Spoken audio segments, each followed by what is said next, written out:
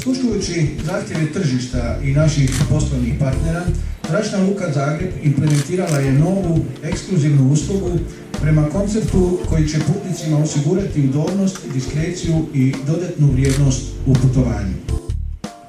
Cilj projekta Premium Cluba jest pružanje dodatne putničke usluge, što podrazumijeva određene pogodnosti u procesu prihvata i otpreme putnika i prtljage u odnosu na uobičajeni proces na komercijalnim i letovima generalne avijacije.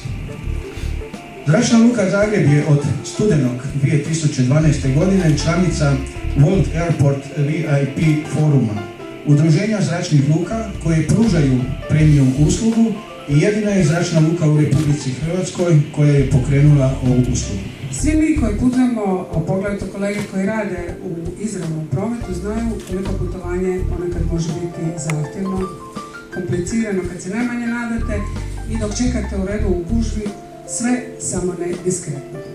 Naša misao vodilja u pripremi ove usluge, a oslanjajući se na iskustva europskih zračnih luka u okruženju, bila je dakle kako osigurati putnicima ugodnije, jednostavnije i diskretnije putovanje. Mi mislimo da je to moguće kroz Premium klub iz Zračne luke Zagreb.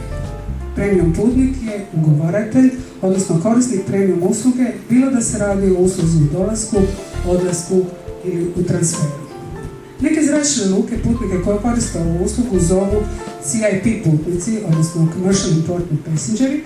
Mi smo se odlučili koristiti naziv Premium putnik, odnosno Premium Passenger.